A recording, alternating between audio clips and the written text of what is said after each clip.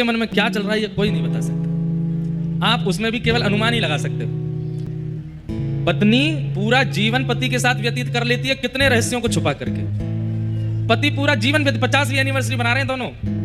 50वीं anniversary पर, अब की बार किसी की 50वीं एनिवर्सरी हो तो मेरी कहिए काम करना, तो जो बच्चे हों घर के वो कहना चलो दादी दादा ही बनेंगे 50वीं एनिवर्सरी पे। तो बोले अब हम आपको एक टास्क दे रहे हैं, क्या? दादाजी ऐसी कोई बात दादी को बताओ जो आपने पूरे जीवन नहीं बताई, और फिर दादी भी बताओ।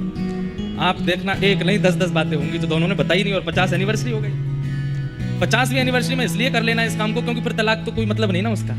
तो 10 बातें बता भी देंगे तो फिर अब कहाँ जाएंगे बेचारी। तो 10-10 बातें दोनों 10-10 भी कम बता रहे हैं, 100 बातें भी निकल सकती हैं जो बताई ही नहीं है आज तक। इतने रहस्यमय हैं हम लोग, हमसे ज्यादा रहस्यमय दुनिया में कोई नहीं है। हमसे बड़ा रहस्य, हमसे बड़ा वंडर इस दुनिया में कोई नहीं है। इस दुनिया के वो क्या बोलते हैं 8 अजूबे हैं, 9वें अजूबे हम हैं। हम सबके पास ऐसे ऐसे रहस्य हैं कि जो कोई नहीं जानता उसको, लेकिन ठाकुर जी सब जानते हैं, सब पता उनको A to Z एवरीथिंग। तो भूतानाम अगति गति और वेत्ति विद्याम अविद्याम च, जो विद्या और अविद्या दोनों के जानकार हैं। कौन कैसा है, कौन कितना है, कौन कहाँ है, कौन कहाँ नहीं है, क्या श्रेष्ठ है, क्या अश्रेष्ठ है, क्या उचित है, क्या अनुचित है, ये जो जानते। अब महाभारत युद्ध में कहते हैं अश्वत्थामा हता, बोल दो, जोर से बोलो, अश्वत्थामा मारा गया। अब लोगों को ये लग रहा है कि भगवान झूठ बुलवा रहे हैं। युधिष्ठिर से कह रहे हैं कि अश्वत्थामा हता, बोल दो, अश्वत्थामा मारा गया।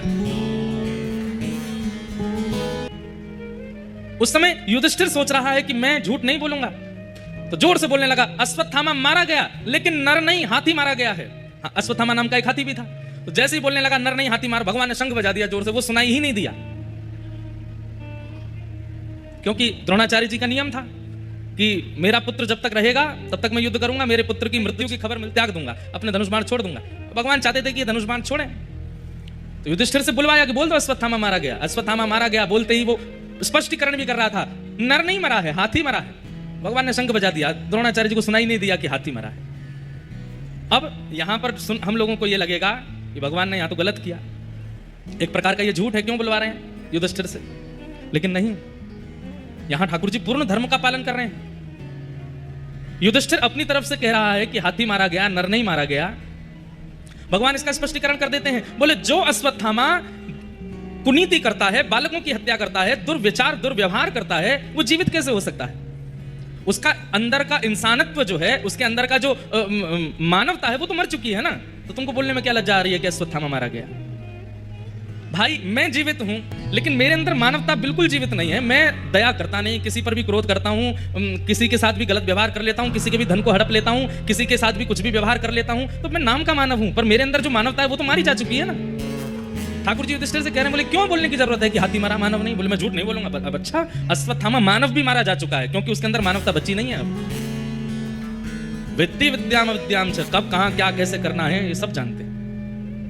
सवाच्यो भगवान इति, वो भगवान। और ये 6 के 6 लक्षण आपको किसमें दिखेंगे? श्री कृष्ण में दिखेंगे। ये 6 के 6 लक्षण पर ब्रह्म नारायण में है, और वही नारायण श्री कृष्ण रूप में प्रकट हुए हैं, वही नारायण राम रूप में प्रकट हुए हैं, वही नारायण नृसिंह रूप में प्रकट हुए हैं, वही नारायण वराह रूप में प्रकट हुए हैं। कई लोग ऐसा मान लेते हैं कि नारायण पूर्ण ब्रह्म हैं और ये जितने भी अवतार हैं ये सब उनके अंश। भगवान के 2 प्रकार के अवतार हैं, एक है अंशावतार और एक है पूर्णावतार। अंशावतार उनको कहा जाएगा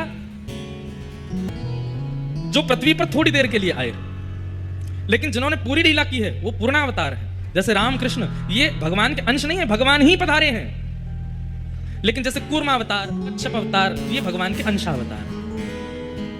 इसलिए भगवान कौन है? जो ये 6 भगवान से युक्त हैं वो भगवान है, और वही नारायण है तो कृष्ण वृंदावन में। लेकिन ठाकुर जी मन में ये सोच रहे हैं कि ये ब्रजवासी मोह प्रणाम ना करेंगे। मैं चाहे इनसे कितनों कह लूं मैं जय जय हूं, मैं भगवान हूं, मैं प्रणाम कर लो, मैं वंदन कर लो, जय मोह प्रणाम ना करेंगे। एक बार ठाकुर जी ने किया भी, एक बार नहीं अनेक बार किया ऐसा। ठाकुर जी ने सब सखानते कही, बोले भैया तुम सबने एक सांची बात कहूं? बोले कहा, मैं भगवान हूं, मैं परमात्मा हूं। एक दिन ठाकुर जी ने प्रयास किया कि मैं सब ग्वाल वालों को चतुर्भुज रूप का दर्शन करा देता हूं। मेरे चतुर्भुज को देख करके ये लोग मुझे भगवान मानेंगे, कम से कम प्रणाम तो करेंगे एक बार। और मेरे को प्रणाम करने से इनके जन्म जन्मांतरों के पाप आदि जो है सब नष्ट हो जाएंगे। और देखो पाप तो ब्रजवासियों के बचे ही नहीं है, लेकिन ठाकुर जी को बालक मान करके ये जो लीला कर रहे हैं उसमें जो सूक्ष्म सूक्ष्म अपराध बन रहे हैं। कैसे अपराध? अब मधुमंगल ठाकुर जी की चोटी पकड़ लेता है, वो लाला तुम रोज घोड़ा बनावे, आज तू बन। और ठाकुर जी घोड़ा बन जाए, मधुमंगल ऊपर चढ़ जाए। अब ये सूक्ष्म अपराध है ना, ठाकुर जी को आप घोड़ा बना के घूम रहे हो, लेकिन ये तो ब्रजवासी हैं, ये लाला को परमात्मा थोड़ी माने। तो ठाकुर जी ने मन में विचार किया, ये छोटे छोटे इनसे जो अपराध बनते हैं उनकी निवृत्ति के लिए अगर ये मुझे प्रणाम कर लेंगे मन से तो इनके सारे अपराध दूर हो जाएंगे। तो ठाकुर जी ने एक दिन विचार किया, सबरे सखा इकट्ठे किए, बोले सुनो मैं जय जय हूं। ब्रजवासी बोले लाला तू देख या बातें मत करे कर, चाहे तेरे जो मन करे वो कर ले कर, लेकिन तू जय जय या बातें मत कर। ठाकुर जी बोले एक रूप दिखाऊं अपना, बोले दिखाओ। इतने में ठाकुर जी ने 2 भुजा और प्रकट कर ली, शंख चक्र गदा पद्म धारण कर ली और धारण करके दर्शन कराए। जैसे ही चतुर्भुज रूप में दर्शन कराए, पहले तो ब्रजवासी आंख खोल करके देखने लगे, मुंह खुले रह गए, आंख खुली रह गई। ठाकुर जी को लगी अब ये मुंह को प्रणाम करेंगे।